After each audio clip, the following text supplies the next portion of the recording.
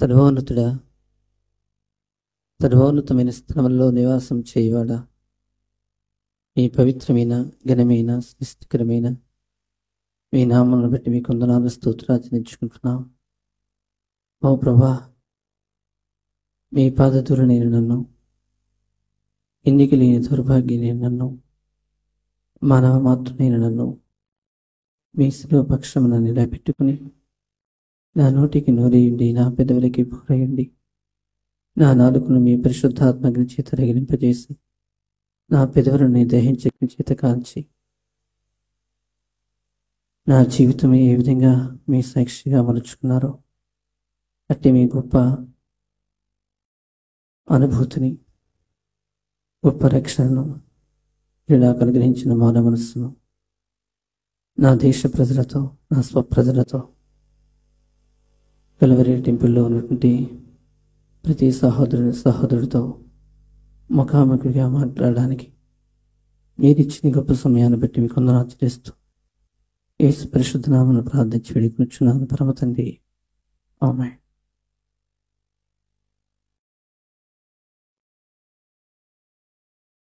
క్రీస్తునందు గౌరవనీయులైన నా తల్లిదండ్రులారా, తోబుట్టుకులారా,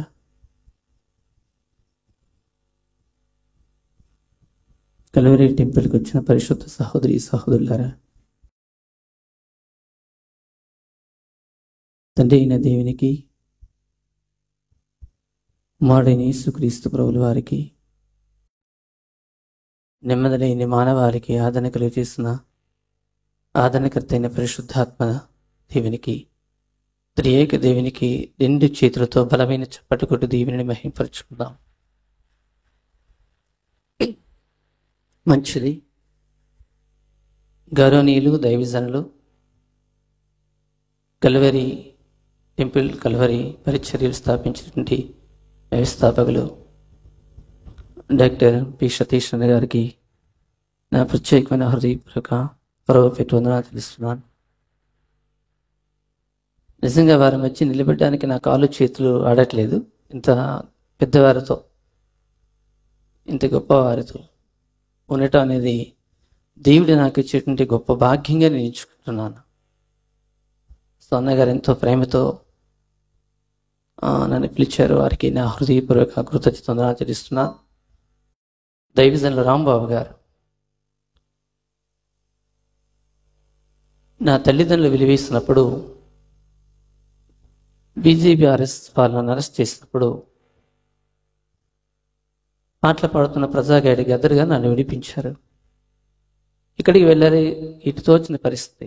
అలాంటి పరిస్థితిలో ఈ సికింద్రాబాద్ రైల్వే స్టేషన్లో నా మీదకి అనేక మంది ఒడిదుడులు వచ్చాయి. ఆ సందర్భంలో ఎర్నెస్ట్ మధుబాల్ అని ఒక సిస్టర్ గారు ఉండేవారు. ఆ సహోదరి గారింటికి రాంబాబు అన్నగారు వచ్చారు. బళ్ళారి శ్రీనివాస్ గారు కూడా బ్రాహ్మణ కుటుంబం చెందినవారే. వారు కూడా మధుబాల్ అక్క గారింటికి వచ్చారు. అయితే అన్నగారిని అది నేను మొదటిసారి చూడటం. అయితే అప్పుడు అన్నగారు పరిచర్యలో ప్రారంభ దశ అనుకుంటున్నాను, అంటే నాకు పెద్దగా తెలియదు. ఆ సిస్టర్ గారి ఇంట్లో నేను, అక్క ఏమైనా పని ఉంటే మీ ఇంట్లో పని చేస్తాను అని నేను అడగడానికి వెళ్ళడం జరిగింది. వాళ్ళకి హాస్పిటల్ మినిస్టర్ ఉండేది. ఆ సందర్భంలో నేను అక్కడికి వెళ్ళడం జరిగింది. జరిగిన తర్వాత అనేక ఇబ్బందులు పడ్డాను. అక్కడి నుంచి వచ్చేసి ఇమానియల్ వర్షిప్ సెంటర్ దగ్గరికి వెళ్ళి ఆ సేవకుల సదస్సులో కూర్చొని హెబ్రోన్ సంఘానికి వెళుతూ యూత్ రిట్రీట్లో పాలుభాగిస్తూ కొంతకాలం తర్వాత దేవుడు తన ఉచితమైన కృపను నన్ను పిలుచుకున్నారు. 1990 నవంబర్ 14వ తేదీన. ఆ దినం నుంచి దేవుని పరిచర్యలో సువార్థికుడిగా, సంఘం ఏమి లేదు, ఒక సువార్థికుడిగా నా కుటుంబానికి దూరమై నేటి వరకు కూడా మీ ఆత్మీయులు, మీ ఆత్మీయ ప్రేమే నాకు ఒక పెద్ద కుటుంబంగా దేవుడు ఇచ్చాడు. అందుని బట్టి దేవునికి 2 చెప్పలు కూడా దేవుని స్తోత్రాలు తెలుసుకుందాం. ప్రేమైన భక్తులారా, డాక్టర్ సతీష్ అన్న గారు ఒక మాట అన్నారు, ఏంటంటే ఒక దేవుని విమర్శించని కాదు అని. కానీ మన దేశము హిందూ దేశము. హిందూ దేశంలో జన్మించిన ప్రతి ఒక్క వ్యక్తి కూడా హిందువుడే కానీ ఈ దేశంలో క్రైస్తవులు ఒక్కరు కూడా లేరు. సో రెవరెండ్ డాక్టర్ రాంబాబు అన్న గారు కూడా ఒక మాట అన్నారు, ఏంటంటే బ్రాహ్మణులము అని. ఈ దేశంలో బ్రాహ్మణులు కూడా లేదు. సింధు నది గుండా తూర్పు దిక్కున రేవతి నక్షత్రంలో ఆర్యులు ప్రవేశించారు. ఆర్యులు ప్రవేశించినటువంటి ఈ హిందూ దేశంలోనికి మొట్టమొదటిగా ఆర్యులు తపస్సులు చేసేవారు. వారిని నిష్ఠ గరిష్ట సనాతన ధర్మమైనటువంటి ఋషులు అన్నారు. ఋషులు తపస్సులు చేస్తున్నప్పుడు చతుర్వేద గ్రంథాలు ఈ విశ్వానికి, ఈ హిందూ దేశానికి అనుగ్రహించబడలేదు. ఒక ఋషి తపస్సు చేస్తున్నాడు. ఈ ఋషి ఏమిని తపస్సు చేస్తున్నాడు అని అంటే, ఋషి తపస్సు చేస్తున్నాడు. ఈ ఋషి ఏమిని తపస్సు చేస్తున్నాడు అంటే, ఓం తర్భవష్యత నమోద్భవష్యాయ నమః విదోద్భవష్యనం నమోద్భవతి. ఓంకార స్వరూపుడైన ఓ దేవా, ఆకారము లేనివాడా, అనోద్భవష్యనం శూన్యోద్భవతి. సమస్తము అంధత్వము, సమస్తము శూన్య ప్రదేశము. దేవుడు ఓంకార స్వరూపుడు. ఓంకార స్వరూపుడైన ఆ దేవుడు అంధత్వములో, శూన్య ప్రదేశములో ఆకారము లేనివాడయుండి నిరాకారుడై ఉన్నాడు అని ఆర్యులు తపస్సులో జ్ఞాపకం చేశారు. అప్పటికి చతుర్వేద గ్రంథాలు వ్రాయబడినాయా అని అడిగితే వేద గ్రంథాలు ఈ దేశానికి అనుగ్రహించబడలేదు. అరేబియా గుండా సింధు నాగరికత నిష్ఠ గరిష్ట సనాతన ధర్మమైనటువంటి ఆర్యుల ద్వారా, తాటిరేకు నిఘంటువు ద్వారా విధం కర్మేంద్రియ నమద్భవశ్యత భగవాన్ చయితే, విధి నుంచి కర్మయు, కర్మను తొలగించడానికి ఒక ఆధ్యాత్మికమైన ధర్మాన్ని వ్రాయాలని ఆర్యులు తాటిరేటి నిఘంటువుల ద్వారా అనుగ్రహించబడినటువంటి ఆ లేఖనములను చతుర్వేద గ్రంథాలుగా అనుగ్రహించి ఈ దేశానికి అనుగ్రహించబడినాయి. ఆ వేద గ్రంథములలో ప్రప్రథం ఋగ్వేద్, ద్వితీయ అధర్వేద్, తృతీయ సమవేద్, చతుర్థ యజుర్వేద్, ఈ 4 వేద గ్రంథములు 108 ఉపనిషత్తులు ఏమిని బోధిస్తున్నాయనంటే, ఏకీభవ భగవాన్, దేవుడు ఒక్కగానే ఒక్కడే, తత్వాధ్యాయితే, తత్వముల వేరైనా దేవుడు ఒక్కడే, వేదాధ్యాయితే, వేదముల వేరైనా దేవుడు ఒక్కడే, పుస్తకాధ్యాయితే, పుస్తకాల వేరైనా దేవుడు ఒక్కడే, ఏకీ తృతీయైతే నమస్తే ఏకీ భావ భగవాన్, త్రికాలముల వేరైనా, ప్రకృతి వికృతుల వేరైనా దేవుడు ఒక్కడే. ఏక నామకరణ భగవాన్, ఏక ఒక్క నామకరణం పేరు భగవాన్, దేవుడు, దేవుడికి పేరు ఒకటే. అక్షయ నామకరణ భగవాన్, అక్షయుడు స్థిరమైన వాడు అయి ఉన్నాడు. 2 చెప్పలు కూడా దేనికి స్తోత్రాలు చెల్లించుకున్నాం. క్రీస్తునందు ప్రియమైన భక్తులారా, గౌరవనీయులైన పరిశుద్ధ సహోదరి సహోదరులారా, దయచేసి గమనించవలసిన వారమైనా, చతుర్వేద గ్రంథాలు బోధిస్తున్నాయి, 108 ఉపనిషత్తులు బోధిస్తున్నాయి. దేవుడు ఒక్కడే, దేవుడు ఒక్కడే. మనిషికి ఒక దేవుడు కానీ, మతానికి ఒక దేవుడు కానీ, ఇంటికి ఒక దేవుడని కానీ, ఇల్లానికి ఒక దేవుడని ఏ వేద గ్రంథాలు కూడా బోధించలేదు. తిరుమల తిరుపతి వెంకటేశ్వర స్వామి ఆలయంలో ప్రధాన అర్చకులు అడిగి చూడండి, అయ్యా బ్రాహ్మణోత్తములు గారు, దేవుళ్ళు ఎంతమంది అని మీరు అడిగి ప్రశ్న వేయండి. ఏకో నన్న భగవాన్ అయితే ఏకీ తుజి నమస్తే ఏకీ దగ్గర అవుతుంటారు, నన్ను ముట్టుకుంటా బిడ్డ దేవుడు ఒక్కడే అంటాడు. దేవుడు ఒక్కడే కానీ మనిషి ఒక దేవుడు, మతానికి ఒక దేవుడు, ఇంటికి ఒక దేవుడు, ఇల్లానికి ఒక దేవుడని ఏ వేద గ్రంథాలు కూడా బోధించలేదు. పవిత్ర దివ్య ఖురాన్ బోధిస్తుంది దేవుడు ఒక్కడే. చతుర్వేద గ్రంథాలు బోధిస్తున్నాయి దేవుడు ఒక్కడే. దేవుని పరిశుద్ధ గ్రంథాల బైబిల్ బోధిస్తుంది దేవుడు ఒక్కడే. గురునానక్ మఠ ప్రబోధ బోధిస్తుంది దేవుడు ఒక్కడే. దేవుడు ఒక్కడే. ఈ భారతదేశంలో, ఈ సర్వ ప్రపంచంలో ఇచ్చిన ఆధ్యాత్మికమైన అన్ని గ్రంథాలు కూడా బోధిస్తున్నాయి దేవుడు ఒక్కడే, దేవుడు ఒక్కడే. చాలా మంది వేద గ్రంథాలు ద్వేషిస్తారు. వేద గ్రంథాలు తప్పు రాస్తారా? పవిత్ర దివ్యాకురాన్ని ద్వేషిస్తున్నారు. అవి అందులో ఏమైనా తప్పులున్నాయా?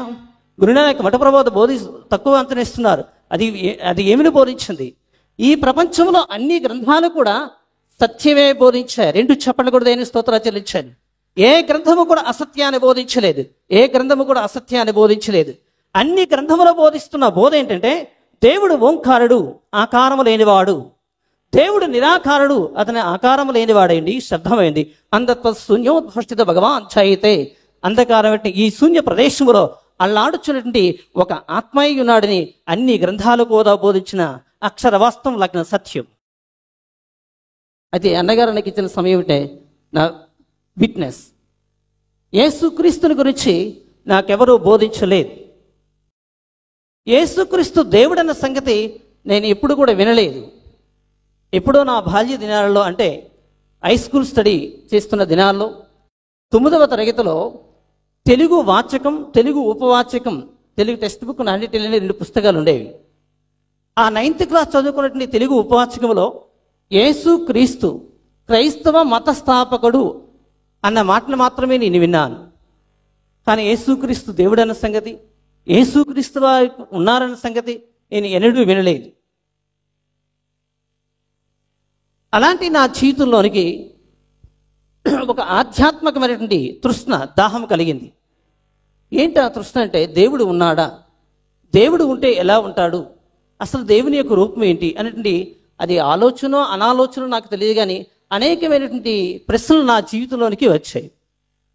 అప్పుడు 10th క్లాస్ అయిపోయింది, ఇంటర్మీడియట్ అయిపోయింది, డిగ్రీ చదువుకున్న దినాలు ఇవి.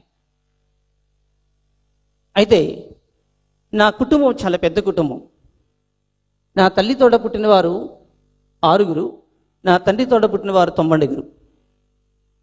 వారిలో అల్లారు ముద్దుగా నేను పెరిగాను.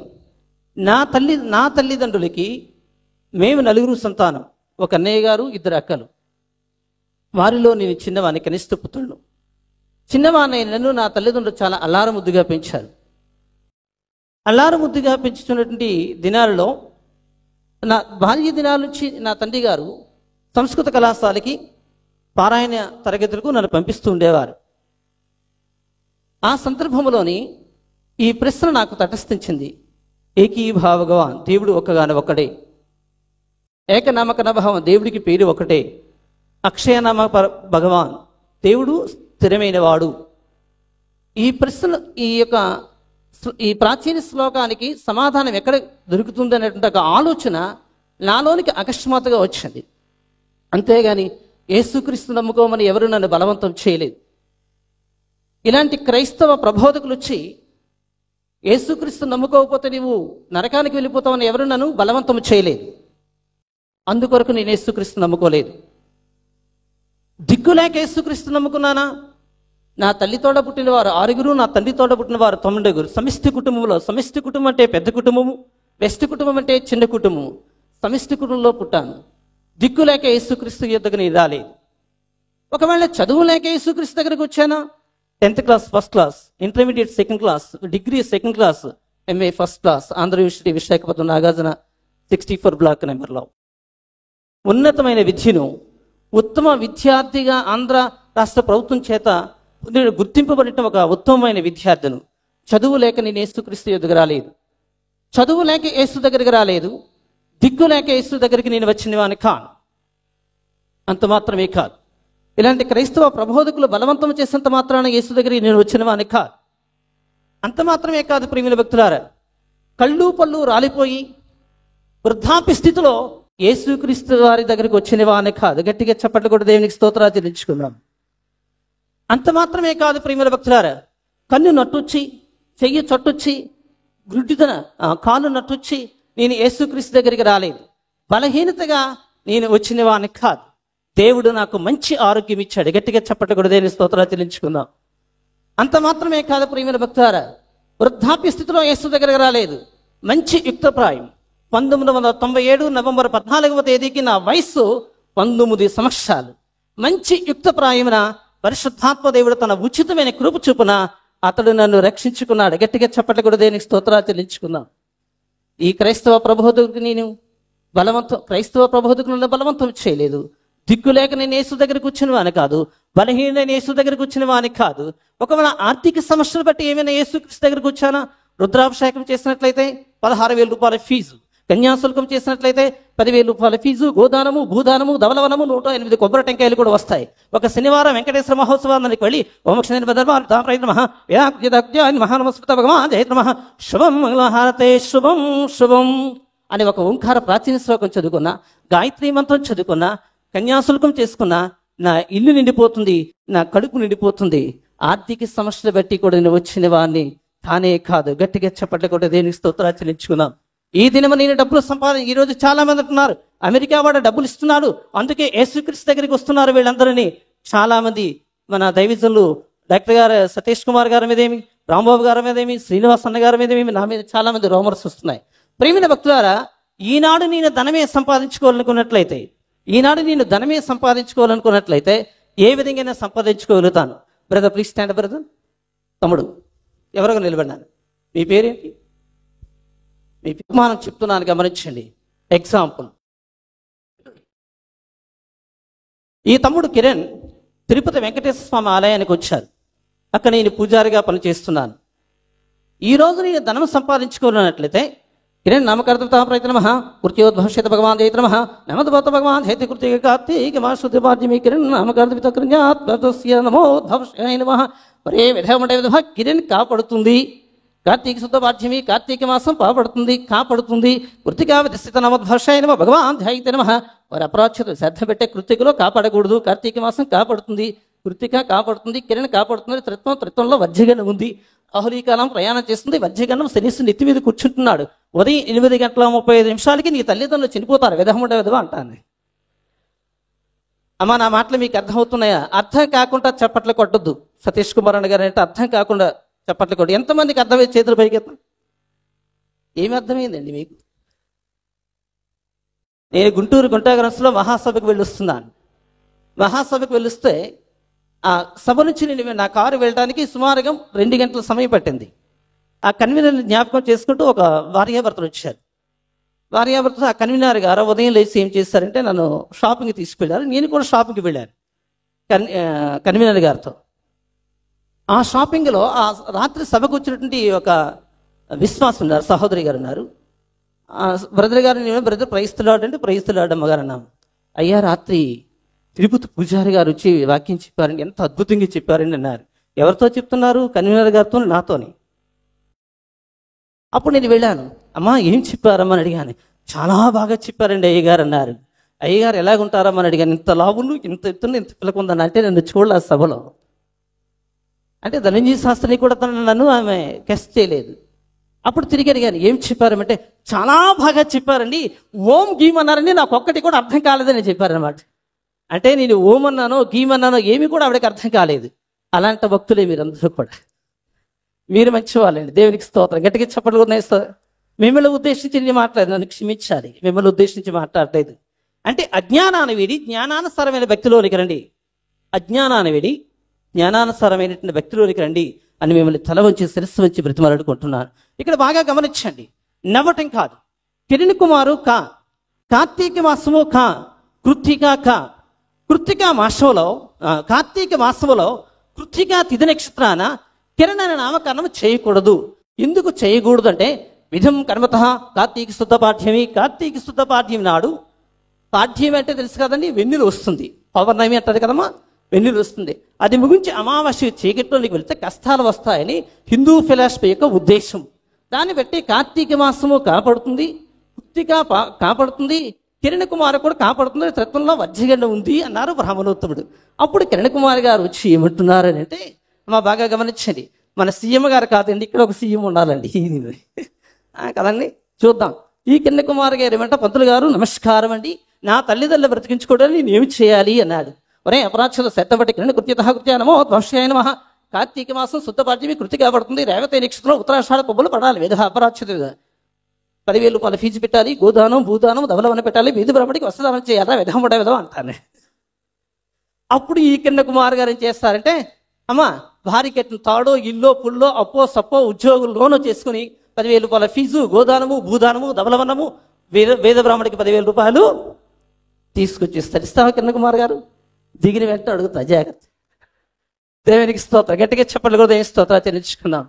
కానీ కిరణ్ కుమార్ గారు, అమ్మ బాగా గమనించండి, కానీ కిరణ్ కుమార్ గారు, అంటే బైబిల్ నేను వెళ్ళకూడదని నేను మాట్లాడలేదు, బైబిల్లోనికి నేను ఎందుకని నాకు సాక్ష్యమే కదా, అందుకే నేను మాట్లాడే అక్షరానుసారమైన ప్రాచీన స్థితిని విడిచి ఆత్మానుసారమైన నవీన స్థితిని భక్తుడని పౌలు గారు అంటారు. ఇక్కడ ఆ పౌలు గారికి ఎప్పుడు అన్నారు తెలుసమ్మా, ఏథెన్సు పట్టణాన్ని ఉద్దేశించి మాట్లాడుతున్నారు, మన ఆసియా ఖండంలోనే. అంటే ఇప్పుడు ఆసియా ఖండంలో ఏముంది? అజ్ఞానానుసారమైన భక్తి, ఆత్మను చంపుకునే ఆచార ట్రెడిషనల్ భక్తి ఈ దేశంలో ఉంది. కానీ అతనికి నిజంగా కిరణ్ కుమార్ గారు, నా తల్లిదండ్రులు చనిపోతారని ఏ వేద గ్రంథంలో వ్రాసి ఉంది అని అడిగితే బ్రాహ్మణుడు పని పట్టబట్టి ఏంటండి, దేవునికి మంచి సంతోషం. అమ్మా మీ అందరి కోసం ప్రార్థన చేస్తాను, అమ్మా సహోదరి సహోదరులారా మీకోసం ప్రార్థన చేస్తాను, 50 రూపాయలు కానుకిస్తావు అడిగితే పళ్ళ విధవా బైబిల్లో ఎక్కడ రాసింది అంటే ఈ పెద్ద, ఇక్కడైతే 10,000 రూపాయల ఫీజు, గోదానము భూదానము ధవలవన్నము అన్నీ కూడా తీసుకున్నాను, కానీ 50 రూపాయలు ఇస్తావా తమ్ముడు నీ కోసం ప్రార్థన చేస్తానంటే పళ్ళ విధవా బైబిల్లో ఎక్కడ ఉంది అంటాడు. నా పళ్ళు, నా గడ్డం, నా వేషం తిరిగి ఎక్కడికి వచ్చాడంటే ఎక్కడంటూ లాస్సే ధర్మశాస్త్రం ఎక్కడ ఉంది అంటున్నారు, ధర్మశాస్త్రం ఎక్కడ చెప్పింది అంటున్నారు. అంటే హిందూ భక్తులు నీకేమి లేదు, ధర్మశాస్త్రం లేదు. ఇక్కడ ఉన్నదేంటి? అక్షరానుసారమైన జ్ఞానంతో సమానంగా ఆత్మానుసారమైన నిబంధన ఒకటి ఉంది. అంటే ఇంతవరకు ఈ దేశము అక్షరానుసారమైన జ్ఞానాన్ని గ్రహించలేదు, ఆత్మ సంబంధమైనటువంటి దైవభక్తిని కూడా ఈ దేశము చేయలేదు. కూర్చోతాము. Thank you.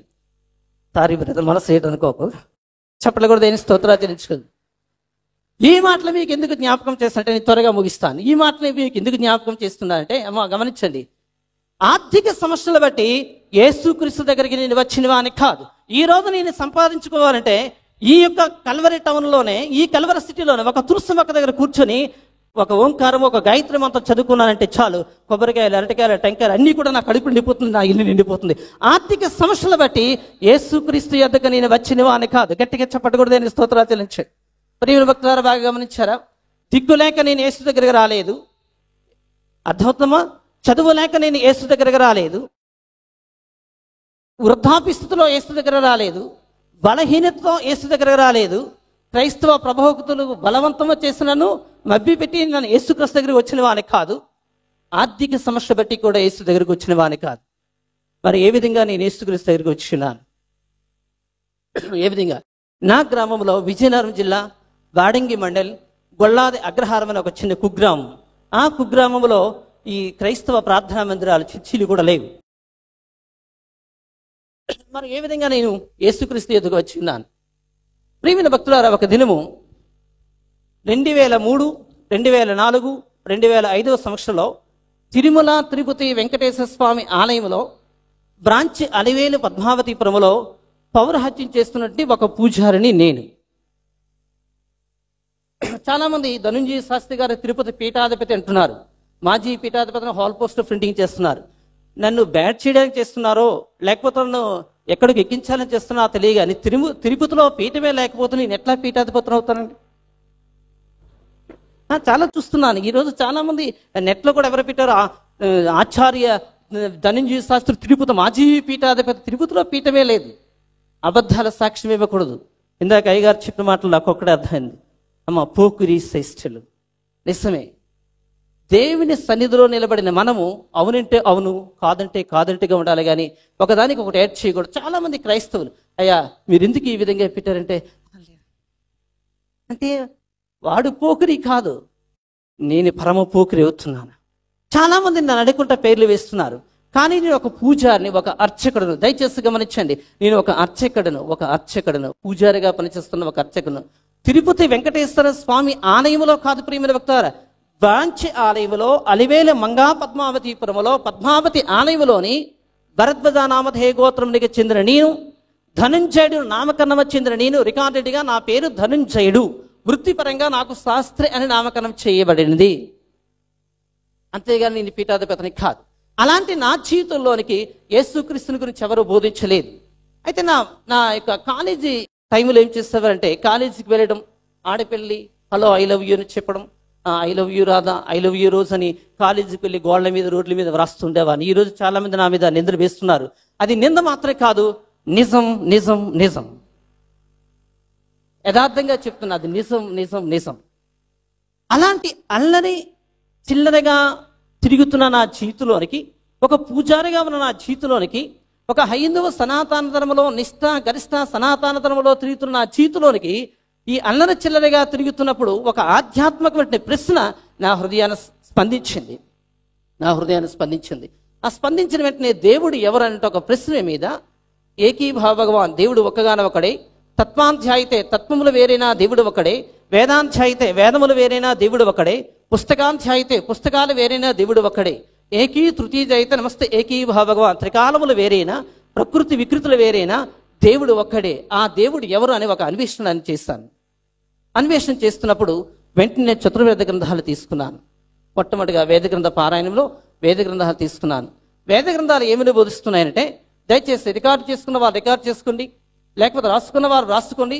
మీ పక్కన ఉన్నట్టే బ్రాహ్మణోత్తములు అడిగించండి, ఇది ఉందా లేదా. లేదు అంటే ఈ శిరస్సు కోసం వారికి బహుమతికి ఇస్తుంది, మీరు రికార్డు చేసుకోవచ్చు. ఇందుకు సాక్ష్యం దేవుని పరిశుద్ధ గ్రంథం, దేవుని ప్రత్యక్ష వెలుగు. ప్రథమ వేదము ఋగ్వేదము, అష్ట దిగ్గజం, అష్టమి 8, దిగ్వ 2, 102వ పన్నాలో చెప్తుంది, ప్రజాపతి యజ్ఞం, ఆది దేవుడు యజ్ఞముగా రావాలి, యజ్ఞం వర్ధవ్యే, యజ్ఞముగా వచ్చినవాడు వధించబడాలి, యజ్ఞం తదక్షే తత్ప్రాప్తి దేవోభవ, ఆ యజ్ఞము తక్షణమే సకల జీవ పరాల అన్నింటికీ రక్తమును చిందించాలి, రక్త ప్రోక్షత నవశ్యావి, తన స్వంత రక్తమును చిందించాలి, మరణ హోమం ప్రజాపతి యజ్ఞం, మరణాన హోమ యజ్ఞముగా జయించాలి అన్నారు. 2 చప్పట్లు కూడా దేని స్తోత్రాచరించండి. ప్రియమైన భక్తులారా గమనించండి, ప్రజాపతి యజ్ఞం, ఆది దేవుడు యజ్ఞముగా రావాలి, యజ్ఞం వర్ధవ్యే, యజ్ఞముగా వచ్చిన వారు వధించబడాలి, యజ్ఞం తదక్షే తత్ప్రాప్తి దేవోభవ, ఆ యజ్ఞము తక్షణమే సకల శరీరుల కొరకు తన శరీరము గాయపరచబడాలి, రక్త ప్రోక్షత నవశ్యావి, రక్తాన్ని ప్రోక్షించాలి, మరణ హోమం ప్రజాపతి యజ్ఞం, మన్నాన హోమ యజ్ఞముగా జయించాలి. రంగు రుచి వాసన లేని ఈ దైవగుణ లక్షణాలు ఎవరిలోనైతే ఉంటాయో ఆయనే సృష్టికర్త అయిన దేవుడు. గట్టిగా చెప్పట్టకూడదు, నేను స్తోత్రాలు చెల్లించాను. ఆయన తప్ప వేరొక దేవుడు, ఆయన తప్ప వేరొక దేవుడు. అమ్మ అందరూ గట్టి చెప్పిన ఆయన తప్ప వేరొక దేవుడు. ఇంకా గట్టి చెప్పాలి, ఆయన తప్ప వేరొక దేవుడు. ఇంకా మరొకటి చెప్పాలి, ఆయన తప్ప వేరొక దేవుడు లేడే. ఎంత చక్క పల్లె ఉన్నాడా అని నువ్వే చెప్తున్నావు. ఏనైనా ఆయన తప్ప వేరొక దేవుడు లేడు. నిన్న నేను ఉన్నానా చెప్పండి, నిన్న నేను ఉన్నానా? ఈరోజు లేడంటే రేపు వస్తాడు. ద్వాపరయుగంలో లేడు, త్రేతాయుగంలో వస్తాడు. కృతాయుగంలో లేడు, ద్వాపరయుగంలో వస్తాడు. ద్వాపరయుగంలో లేడు, త్రేతాయుగంలో వస్తారు. త్రేతాయుగంలో లేరు, కలియుగంలో వస్తాడు.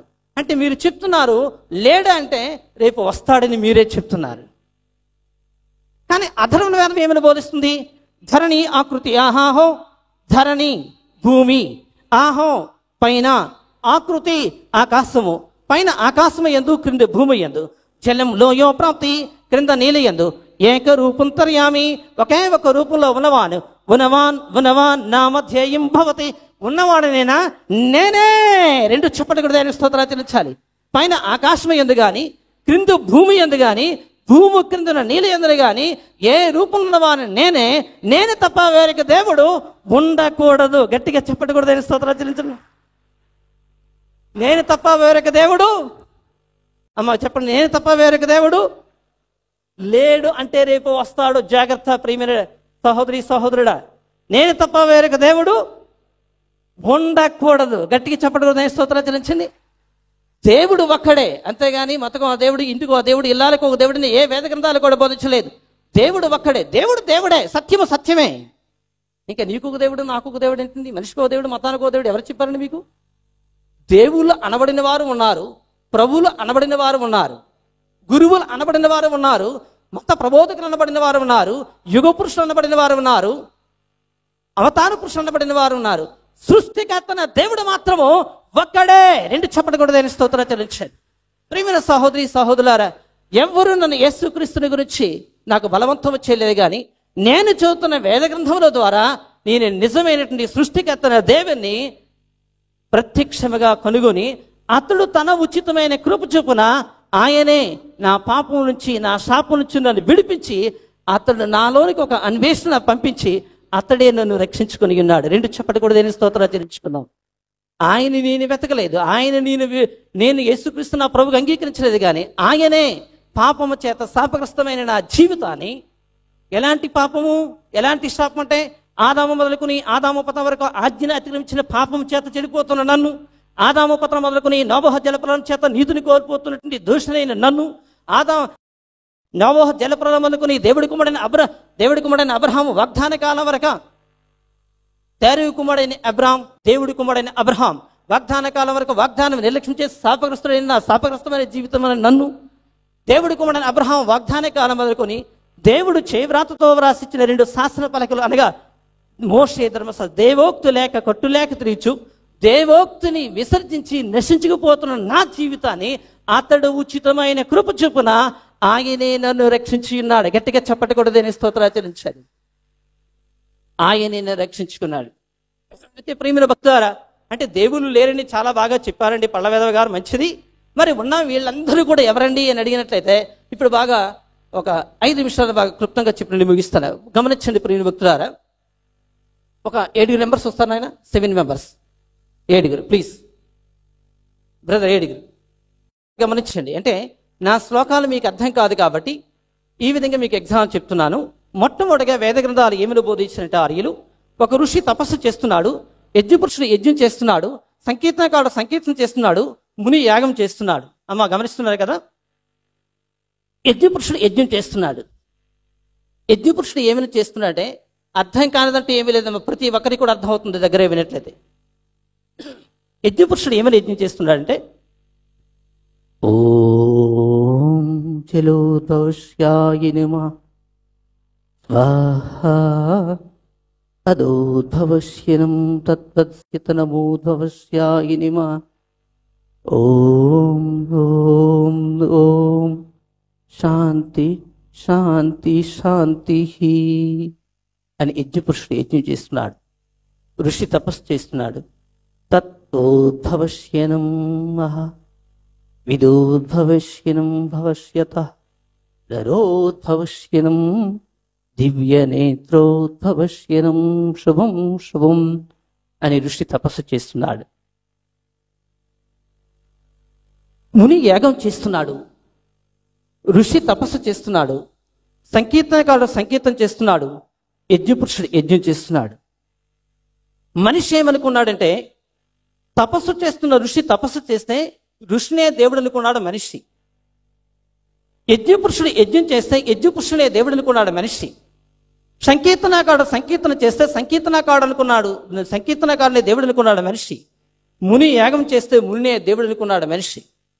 కానీ ఋషి దేవుడైనట్లయితే ఋషి ఎవరికి తపస్సు చేశారు అన్నది మానవుడు ఒక్కసారైనా గ్రహించాడా? యజ్ఞపురుషుడు దేవుడైనట్లయితే యజ్ఞపురుషుడు ఎవరికి యజ్ఞం చేశారు మానవులు ఒక్కసారైనా గ్రహించారా? సంకీర్తనకారుడు దేవుడైనట్లయితే సంకీర్తనకారుడు ఎవరికి సంకీర్తన చేశాడు మానవుడు ఒక్కసారైనా గ్రహించారా? అంత మాత్రమే కాదు, ముని దేవుడైనట్లయితే ముని ఎవరికి యాగం చేశాడు, అవతార పురుషుడు యుగ పురుషుడు దేవుళ్ళు అయినట్లయితే అవతార పురుషుడు యుగ పురుషులు ఆ అవతారంలో ఆ యుగంలో ఎవరికి ధ్యానం చేశారు అనేది మానవుడు గ్రహించారా? ఇందుని గురించి వేద గ్రంథాలు చాలా స్పెసిఫిక్ గా సాక్ష్యం ఇచ్చాయి. ఏకత్వత దివ్య నేత్రోద్భవశీనం శుభం మంగళం హారతే శుభం ద్వితీయోద్భవశ్యాయ నమః విజస్థిత నమోద్భవశ్యాయ నమః తృతీయోద్భవశ్యత నమో భగవాన్ ఛాయితే దివ్య నేత్రోద్భవశీనం శుభం మంగళం హారతే శుభం తృతీయోద్భవశ్యాయ నమః దివ్య నేత్రోద్భవశ్యాయ నమః శుభం మంగళం హారతే శుభం చతుర్దశిత నమస్సిత నమోద్భవశ్యత భగవాన్ ఛాయితే నమః. ఇప్పుడు చూద్దాం, ఓంకార స్వరూపుడైన దేవుడు తత్వం త్యాగమునకును తత్వమునకును ప్రకృతి వికృతి కలిగినటువంటి ఆకాశమును భూమిని పెద్ద నక్షత్రాలను చిన్న నక్షత్రాలు చేసి అతడు దివ్య నేత్రముతో చూసి శుభం మంగళం హారతే శుభం శుభము అని పలికెను. బైబిల్ అంటుంది మొదటి దినమును చేసి చూచి మంచిదైనట్టుగా పలికెను, అస్తమయమును ఉదయమును కలగా మొదటి దినము ఆయను. 2 చప్పట్లు కూడా దేని స్తోత్రాచరించండి. 2వ దినమును చేసి దేవుడు చూచి మంచిదైనట్టుగా పలికాడండి. దేవుడు అన్ని దినాలు మంచివి చేస్తాడా? చేస్తాడా చేయలేదు? చెప్పండి, ఆన్సర్ చెప్పండి, తల్లి చెప్పండి ఇంకందరూ. ప్రియమైన భక్తులారా, 2వ దినము దేవుడు మంచిదైనట్టుగా చూచి ఉండలేదు. మూడవ దినమున చేసి మంచిదైనట్టుగా చూశాను. నాలుగవ దినమున చేసి మంచిదైనట్టుగా చూశాను. ఐదవ దినమున చేసి మంచిదైనట్టుగా చూచాను. ఆరవ దినము నరుని చేసి మంచిదైనట్టుగా చూశాను. ఏడవ దినము విశ్రాంతిని చూసి కూడా మంచిదైనట్టుగా చేస్తాను. కానీ రెండవ దినము మంచిదైనట్టుగా చూడలేదు. ఎందుకు రెండవ దినమున మంచిదైనట్టుగా దేవుడు చూచుండలేదు? ఆ మర్మమే ఈనాడు భూమిని తలక్రిందులుగా చేస్తుంది. రెండు చెప్పటకూడదని స్తోత్రాలు చెల్లించాలి. మత విద్వేషములు పుట్టించింది ఆ రెండవ దినం యొక్క మర్మమే. ఆ మర్మమును గ్రహించినట్లయితే ఈ లోకంలో మత విభేద దేశములు ఉండేవి కాదు. మీ దేవుడు మా దేవుడు మీ మతం అనేది ఉండేది కాదు. అసలు రెండవ దినం సీక్రెట్ ఏంటి? బైబిల్ ఉన్న వారు చూసుకోండి. ఆదికాండం 1వ అధ్యాయం 4-5 వచనాలు ఒకటి దినం కనిపిస్తుంది. 7-8 వచనాలు చూసినట్లయితే రెండవ దినం కనిపిస్తుంది. 13లో 3వ దినం, 19లో 4వ దినం, 23 5వ దినం. ఇలా అన్ని దినములు చేసి దేవుడు చూచి మంచినట్టుగా రెండవ దినం మంచినట్టుగా పలకలేదు. సరే చూద్దాం. భూమిని ఆకాశములు చేశాడు, సూర్యచంద్ర నక్షత్రాలు చేశాడు కదమ్మా. విత్తనాలు చేశారు, ప్రాకు పురుగులు చేశారు, చతుష్పాద జంతువులు చేశారు, సముద్ర జనములో మత్స్యాలు కూడా చేశాడు. ఇవి అన్ని చేసిన తర్వాత ఆరవ దినమున దేవుడు ఏమన్నాడంటే, ప్రియభక్త ఆరవ దినం ఏమనుకున్నాడు దేవుడు? ఆదికాండం 1వ అధ్యాయం 26 చదువుతాముడు. ఆదికాండం 1వ అధ్యాయం 26 చదువుతాను. దేవుడు మన స్వరూపమందు మన పోలిక చొప్పున నరులు చేశాడా చేయలేదా చెప్పండి. నరులు ఎవరు చేశారమ్మా చెప్పండి, అందరు గట్టి చెప్పండి. నరులు చేశాడా చేయలేదా? ఎంత చక్కగా నాకు ఏం పాస్ అన్న సరి చేశారా? ఏమిటి అన్నగారు చదివిన వారు చేశారా? ఎక్కడ చేశారు? చదువు please read. The God's plan is there. దేవుడు ప్రణాళిక కలిగి ఉన్నాడు కానీ దేవుడు చేయలేదు. నరులను చేయదుమా అనుకున్నాడు కానీ నరులు మాత్రము చేయలేదు. గట్టిగా చెప్పకూడదు. స్తోత్రాలు చెల్లించండి. ప్రియమైన భక్తులారా, నరులను చేయదుమన్నాడు కానీ నరులు చేయలేదు. అతను ఎలా చేశాడంటే నరుని సృజించెను, వాణిని సృజించెను. ఒకటి స్త్రీని గాను, రెండవది పురుషుని గాను. ఏమని అంటారండి? ఎవరండి? నరుని స్త్రీని గాను అంటే ఏం చేస్తాడండి? చేస్తాడు. ఆరవ దినం నరుని చేయదుమన్నాడు. ఏం చేస్తాడండి? ప్రణాళికలో ఉంచాడు. అక్కడ ఏమన్నాడంటే రెండు ఎలా చేస్తాండి? చదవండి. రెండో వచనం త్వరగా చదవండి. 27 1:27 ఏం చదువుతున్నా తమ్ముడు? దేవుని స్వరూపం ఉందో వాణిని సృజించను, ఒకటి స్త్రీని గాను. మొట్టమొదటిగా దేవుడు ఆ స్త్రీని చేస్తాడా పురుషుని చేస్తాడా? ఎవరిని చేస్తాడా? దేవుడు స్త్రీని చేస్తాడు. ఆదాం చేస్తాడు, అవ్వం చేస్తాడు. మరి ఇక్కడ స్త్రీ ముందుంది, పురుషుడు వెనక ఉన్నాడు ఏంటి? ఏమండి?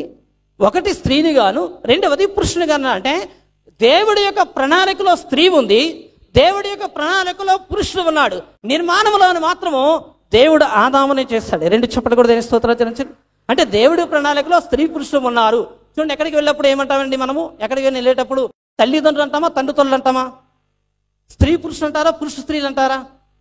కదండి. అంటే సాధారణంగా ఈ స్త్రీలింగం ఉందంటే దేవుడు ప్రణాళికలో స్త్రీ ఉంది, దేవుడు ప్రణాళికలో పురుషుడు. అంటే మనందరినీ కూడా దేవుడు తన ప్రణాళిక చొప్పున చేస్తారు కదమ్మా. అయితే ఇప్పుడు చూద్దాం. 6వ దినం నరుని చేశాడు. అన్ని చేసిన తర్వాత 7వ దినం విశ్రమించాడు. కాబట్టి ఇక్కడ మీరు బాగా గమనించవలసిన వారమైన పాయింట్కి వస్తున్నాను. ఇప్పుడు బ్రదర్ మీరు ఇక్కడ నిలబడి. ఓం అద్భస్యత నమోద్భవస్యాయ నమః ఆత్మోద్భవతి. ఓంకార స్వరూపుడైన దేవుడు ఆకారము లేనివాడు, నిరాకారుడైనవాడు, జలముల మీద అల్లాడుచున్నటువంటి ఆత్మ.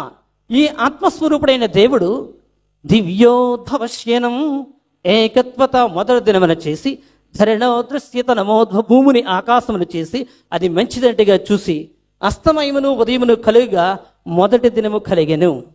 ఏమైందమ్మా? ఫస్ట్ డే కదన్నా దినము చేశాడు. 7 దినములు ఒక షార్ట్లో చెప్తున్నాను, షార్ట్ అండ్ స్వీట్. మొదటి దినము చేశాడు. 7 దినములు ఒక వారం, 2 వారములు ఒక పక్షం, 2 పక్షములు ఒక నెల, 12 నెలలు ఒక సంవత్సరం, 100 సంవత్సరాలు ఒక తరం, 1000 తరములు ఒక యుగం. 1000 తరములు ఏంటండి? ఒక యుగం. మానవుడు అంటున్నాడు, యుగములో వచ్చిన వాడు దేవుడంటే యుగమునకు ముందు తరము లేదా? తరములో వచ్చిన వాడు దేవుడైతే తరమునకు ముందు సంవత్సరం లేదా? సంవత్సరంలో వచ్చిన వాడు దేవుడైతే సంవత్సరానికి ముందు నెల లేదా, నెలలో ఉన్నవాడు దేవుడైతే నెలకు ముందు పక్షము లేదా, పక్షములో ఉన్నవాడు దేవుడైనట్లయితే పక్షములకు ముందు వారం లేదా, వారములో ఉన్నవాడు దేవుడైతే వారమునికి ముందు దినము లేదా, దినమును సృష్టించిన ఈయన వారు. ఈరోజు చాలా మంది ఈ ప్రపంచంలో అనుకుంటున్నారు, యుగములో వచ్చినవాడు దేవుడు, తరములో వచ్చినవాడు దేవుడు, అవతారములో వచ్చినవాడు దేవుడు. యుగం ఎప్పుడు వచ్చింది, తరం ఎప్పుడు వచ్చింది, అవతారం ఎప్పుడు వచ్చింది, రాజ్యం ఎప్పుడు వచ్చింది, ఈ యొక్క రాజ్య పీఠం ఎప్పుడు వచ్చింది, ఈ అధికారం ఎప్పుడు వచ్చింది? మానవుడు ఒక్కసారైనా గ్రహించాడా? ఋషి తపస్సు చేస్తున్నాడు, యజ్ఞపురుషుడు యజ్ఞాలు చేస్తున్నాడు, సంకీర్తనగాడు సంకీర్తన చేస్తున్నాడు, ముని యాగం చేస్తున్నారు. కానీ మానవుడు ఒక్కడు గ్రహించలేకపోయాడు. ముని దేవుడు అనుకున్నాడు కానీ అతడు ఎవరికి యాగం చేశాడు? సంకీర్తనకాడు దేవుడు అనుకున్నాడు కానీ ఎవరతను సంకీర్తన చేశాడు? యజ్ఞపురుషుడు యజ్ఞం చేసిన దేవుడు అనుకున్నాడు, యజ్ఞపురుషుడు ఎవరు చేశారు? ప్రియమైన భక్తులారా, ఇతడు తల్లి లేనివాడు, తండ్రి లేనివాడు, జగతి లేనప్పుడు, సృష్టికి పునాదులు లేనప్పుడు ఓంకారుడే, ఆకారము లేనివాడే, శూన్య ప్రదేశంలో జలముల మీద అల్లాడుచున్నటువంటి ఆత్మ అయిన ఈయన నిజమైన దేవుడు. గట్టిగా చేతులు చెప్పండి, ఈ దేశానికి చెప్పండి. బానిసత్వంతో ఉన్న ఈ దేశానికి నేడు ఆగస్టు 15 స్వతంత్ర దినోత్సవాన్ని చెప్పండి. ఇది స్వతంత్ర దేశంలో బానిసత్వం విడిచి స్వతంత్ర దేవుని కోసం మీరు చక్కగా యువతరమైనటువంటి మీరు మూడు రంగుల జెండాను పట్టుకొని చెప్పండి, దాసత్వంలో విడిచి స్వతంత్రంలోకి రండి. ఆ స్వతంత్రమును కలుగు చేసిన దేవుడు ఆకారము లేనివాడు, నిరాకారుడైన వాడు, ఆత్మస్వరూపుడైన వాడు. ఆత్మస్వరూపుడైన దేవుడు తన ప్రణాళిక చొప్పున మొదటి దినమున చేశాడు. ఆయన దేవుడు. కానీ యుగములో వచ్చినవాడు దేవుడైతే, తరములో వచ్చినవాడు దేవుడైతే, తరములకు ముందు సంవత్సరానికి ముందు, నెలకు ముందు వస్తాయి. అయితే ఇవన్నీ ఎక్కడ ఉన్నాయి? ఎస్తేరు గ్రంథం మీరు చూడండి, మీకు చాలా స్పష్టంగా కనిపిస్తాయి. నీ సోనలు ప్రథమ మాసం మొదలుకొని ఆధారని 12 నెలల వరకు అంటాడు. అంత మాత్రమే కాదు ప్రియ వ్యక్తులారా, మీ అమావాస్య నైవేద్యం నా యొద్దకు తేకడి, అవి హేయములు పుట్టించుతున్నాయి అంటాడు. అంత మాత్రమే కాదు ప్రియ వ్యక్తులారా, ఇదే ఎస్తేరు గ్రంథం అంటాడు కదా, తిప్రే అన్నటువంటి దినమయందు ప్రారంభం మొదలుకొని శాబాటు అని 11వ నెల వరకు దినమునకును, ప్రతి వారమునకును, ప్రతి 2 దినములకును ఒక పక్షమును భవనముని సృజించిన దేవుడినైనా యెహోవానైనా నేనే. 2 చెప్పలు కూడా మహత్వం. అంత మాత్రమే కాదు, తండ్రి అయిన అబ్రహాం, తండ్రి అయిన ఇస్సాక్, తండ్రి అయిన యాకోబు ద్వారా వచ్చిన సంతానము 12 నామధేయ గోత్రములు బైబిల్ ద్వారా వచ్చాయి, దినములు బైబిల్ ద్వారా వచ్చాయి, పక్షాలు బైబిల్ ద్వారా వచ్చింది, వారములు బైబిల్ ద్వారా వచ్చాయి, నెలలు బైబిల్ ద్వారా వచ్చాయి, సంవత్సరాలు బైబిల్ ద్వారా వచ్చాయి, తరములు, యుగములు సమస్తము కూడా బైబిల్ గ్రంథములో లేనిదంటూ ఏది ఈ ప్రపంచంలో లేదు. గట్టిగా చెప్పకూడదు. స్తోత్రాలు చెల్లించారు. ఇవన్నీ కూడా వేద గ్రంథముల ద్వారా నేను పరీక్షించి, పరిశీలన చేసి, పరిశోధించి, అన్వేషణలో నేను గుర్తించాను. నాకెవరు క్రీస్తుని గురించి కానీ గ్రంథము కోసం బోధించలేదు. కానీ నా అన్వేషణ చేస్తూ చేస్తూ చేస్తూ వచ్చినప్పుడు నాకు కలిగింది ఏంటంటే, అవతారంలో వచ్చిన వారు, యుగములో వచ్చిన వారు వీరు ఎవరంటే, సత్ప్రవర్తన సత్క్రియ సద్భవతే మోక్షోద్భవశీనం. సత్ప్రవర్తన, సత్ అంటే మంచి ప్రవర్తన అనబడి, సత్క్రియ, సత్ అంటే మంచి క్రియ అనగా పని, సద్భవతే సత్ అనగా మంచి, భవత అనగా భక్తి. మంచి భక్తి పరులు, యుగ పురుషులు, అవతార పురుషులు, మహానుభావులు వారు చెడ్డవారు మాత్రమే కాదు. గట్టిగా చెప్పకూడదు. దేని స్తోత్రాలు చెల్లించండి. త్రేతాయుగములో శ్రీరామచంద్రుడు సత్ చక్రవర్తి, మంచి రాజు, సత్ప్రవర్తన మంచి నడవడిచ్చాడు. సద్భవతి భద్రాచలంలో భక్తుడు. చాలా మంది వారు సైతాన్ని వీరు సైతం అంటారు. వీరందరూ యుగ పురుషులు, అవతార పురుషులు, సత్ప్రవర్తన కలిగిన మహానుభావులు. కానీ రక్షకుడు ఒక్కడే. ప్రతి హిందూ టెంపుల్లో రాయబడింది సమా రక్షితో రక్షత. ప్రతి హిందూ టెంపుల్లో చూడండి. ఇంకొక మాటలో చెప్పాలంటే, ధర్మో రక్షితో రక్షత. 4 పాదాల మీద ఉన్న ఈ ధర్మాన్ని కాపాడడానికి ధర్మశాస్త్రము దేనిని చేయదాలకపోయినో దాన్ని రక్షించిన వారు ఒక్కడే రక్షకుడు. ఆయనే ప్రభు అయిన యేసుక్రీస్తు వారు. గట్టిగా చెప్పకూడదు. స్తోత్రాలు చెల్లించాలి. ప్రియమైన భక్తులారా, ఆ యేసుక్రీస్తు ప్రభుల వారిని నా అన్వేషణలోని నేను మొట్టమొదటిగా యేసు నా పాపుల రక్షగా నేను అంగీకరించాను. కూర్చోండి బ్రదర్. అంటే ఈ లోకంలో ఉన్న వారు యుగ పురుషులు, అవతార పురుషులు. యేసుక్రీస్తు ఒకరే రక్షితో రక్షత. నా పాపము నుంచి, నా శాపము నుంచి నన్ను విడిపించినటువంటి నా రక్షకుడు. నా తండ్రి గారు ఇప్పుడు అనుకునేవారు ఏమనంటే, జన్మ పాపి కర్మ పాపి స్వామి, జన్మతో పాపిని కర్మతో పాపిని. జన్మ కర్మ పాపనైన నాలోనికి పాపుల రక్షణ యేసుక్రీస్తు వారు నాకు కావాలని చెప్పి, అప్పుడు యేసుక్రీస్తుని నా పాపుల రక్షకుడిగా, నా స్వంత రక్షకుడిగా 1997 నవంబర్ 14వ తేదీన యేసుక్రీస్తుని నా స్వంత రక్షకుడిగా అంగీకరించాను. దేవునికి స్తోత్రాచరించుకున్నాను. యేసు నీవెవరో కాదు కానీ నా పాపుల రక్షకుడనైనా, నా పాపుల రక్షకుడవని. యేసు నా పాపాల కోసమే కపాలమనబని గొలుగతాలో నా కోసం ప్రాణం విడిచిపెట్టి మరణమును జయించి తిరిగి లేచి వచ్చిన ఏకైక రక్షకుడు అని యేసుక్రీస్తును నా పాపుల రక్షకుగా, నా ఏకైక దేవుడిగా యేసుక్రీస్తు నా హృదయంలో స్వీకరించాను. 2 చప్పటి కూడా దేని స్తోత్రాలు ఆచరించుకుంది. ఆ దినము నా కుటుంబం బహిష్కరించింది, నా తల్లిదండ్రులను వెలివేస్తారు, నా రక్త సముద్రం తృణీకరించారు. అయినప్పటికీ కూడా ప్రభా నీవుంటే నాకు చాలు అనుకొని యేసుక్రీస్తు నా స్వంత రక్షగా అంగీకరించాను. యేసుక్రీస్తు యొక్క సువార్తను నా భుజం వేసుకొని ఒక సువార్తగిరిగా పని చేయించున్నాను. నా కోసం, నా కుటుంబం కోసం మీ అందరూ ప్రార్థన చేయాలని ప్రభుపేట మీకు మనవి చేస్తూ మీ యొద్ద నుంచి సెలవు తీసుకుంటున్నాను. God bless you all.